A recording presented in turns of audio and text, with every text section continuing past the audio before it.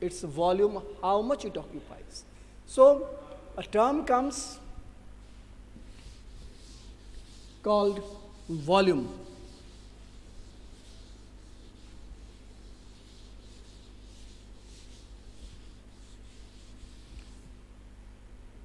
But I can tell you, volume is not the fundamental quantity. Our fundamental list is over at present. It is length, mass, time, and temperature. Length, mass, time, and temperature, the first set of fundamental quantities. But what we are taking now as the volume, this volume is not the fundamental quantity. Volume is called a derived quantity because this quantity is derived from, this quantity is extracted from, this quantity is taken from the fundamental quantities. Fundamental quantities they are taken from. That's why the volume. We say, from here we say volume. Space occupied by a body or matter, कोई red matter, is the volume. Now, in your textbook I see here that for measurement of volume part, they have given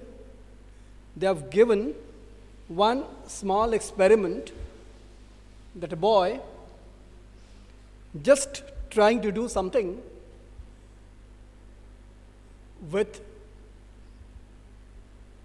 his easy available apparatus, like a cup containing water, but that cup is also having a strip of paper attached to it, where the boy must have given some levelings, some markings as a scale. The scales are equidistant. The scale marks are placed equidistantly so that when water or something filled in up to the mark, the outside wall of the cup can read how much level and what level the water stands in the cup. So it is a very easy making apparatus. Then the boy, what he is doing is, he has just tied one piece of metal or stone with a thread. That must be heavier than the water. So as he slowly dips that piece of stone in water, he observes that the level of water is started rising up and it rises up to some other level. That is the experiment what he did. This experiment says that if something goes in a liquid, it occupies some space and displaces the liquid from there so that that liquid can just stand upon the surface and it crosses its own level and sets up another level. That's why this is saying how much quantity, how much difference of the levels are. Suppose at first level it was at 20 mark. Now after the stone is dipped in, that raises to 27 marks.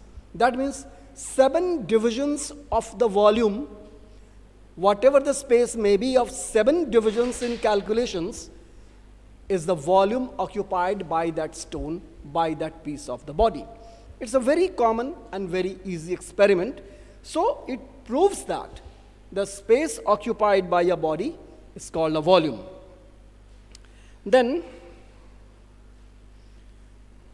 in the explanations, say we draw a small figure. I draw a small figure of a body.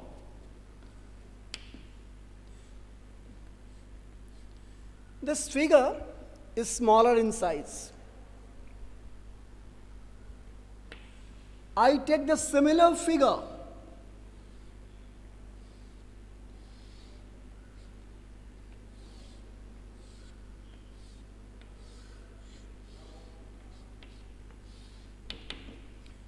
bigger in size. Obviously, this figure must be occupying small space.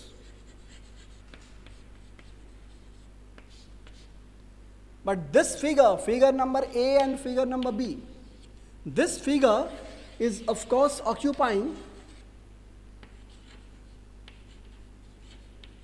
larger space. That means it differs by its volume. Volume of A is less than the volume of the object as B. Both the objects are of same to look from outside. Both are cuboid. They are looking from outside that they can occupy.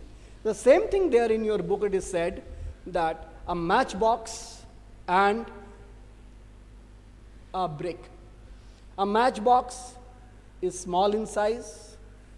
It can be kept in a pocket. But a brick is not that small. It is big. But the shapes are the same. Both the brick and the matchbox have the same shape. The shape is called cuboid, and that shape is there. But both of them occupy different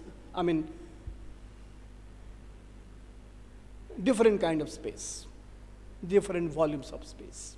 So that is the volume. For example, in your book it says, you can read that in your school, a classroom is there. This classroom, when it is empty, it is just filled completely with air.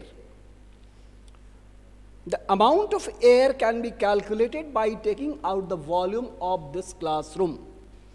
It will have some numeric value in terms of meter cube, in terms of liter or whatsoever. There will be some value in it. Just to go to your assembly hall. Assembly hall also looks similar as the classroom. But the difference is, the assembly hall looks much, much bigger in size.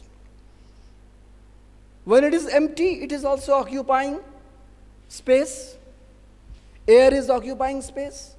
When that space is measured in terms of liter or meter cube or any such units, you will find the space of empty space in the classroom is less than the empty space there where air is occupying the space in the assembly hall.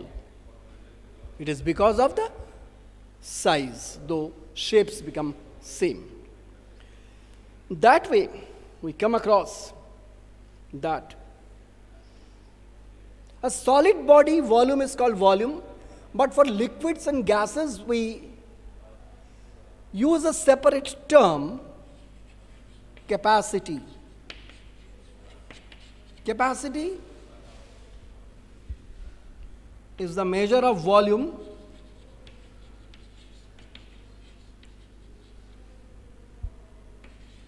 of fluids. Fluids means liquids and gases together called fluids.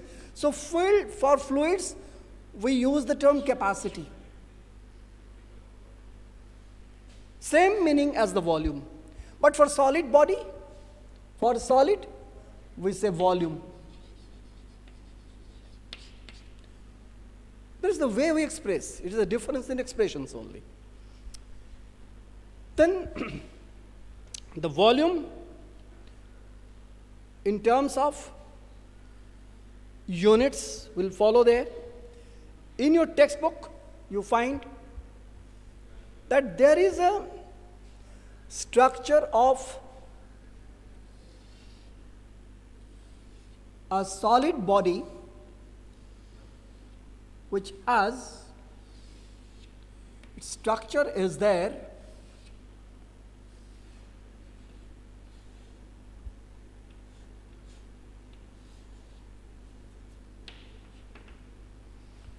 it is taken as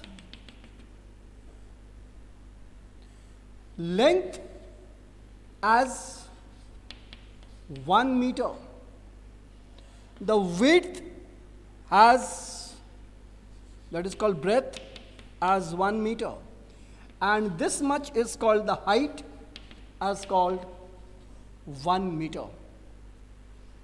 That means its volume should be length multiply with breadth multiply with height. When they are multiplied numerically, it will be 1 meter for length, 1 meter for breadth, 1 meter for height. All this 1 will get 1, and meter into meter into meter, these 3 meter terms will get multiplied, and their units will also get a value in terms of its cubed. So we say 1 meter cubed. Here the thing is that since all these 3, length, breadth and height being the same in length, so the shape of this solid body is called a cube shape. The shape name is also cube. So shape is cubical, so it is a cube.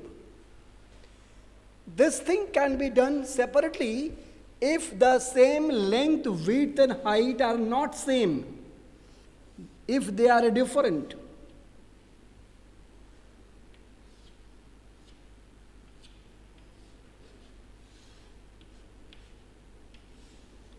We got a rectangular block where length is say 2 meter, width you say 1.5 meter, and height what it is you say 3 meter. All are separate. Length 2 meter, breadth 1.5 meter, and height we say height 3 meter. So here also volume will be length into breadth into height will be 2 meter for length, multiply with 1.5 meter for breadth into 3 meter for height. When you multiply, 3 and 3 becomes 9, meter and meter and meter become 9 meter cubed. Here this shape is not as similar as the shape of the previous diagram.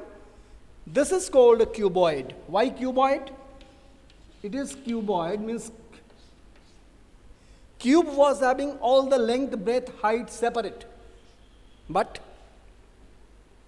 in the cuboid, length, breadth and height are different in their magnitudes. That's why that is called a cuboid. The formula stands same, way of method of doing is same, calculation is the same way, everything happens to be same. So this change. Now how do the units change? If we go for the smaller units than meter cube, so when we say change of units,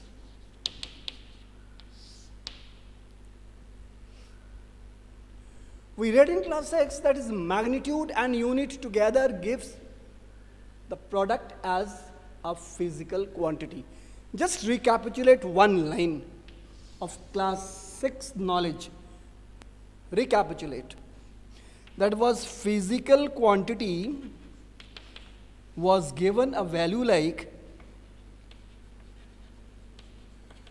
numerical value of magnitude multiply with unit, and it was named as the value in magnitude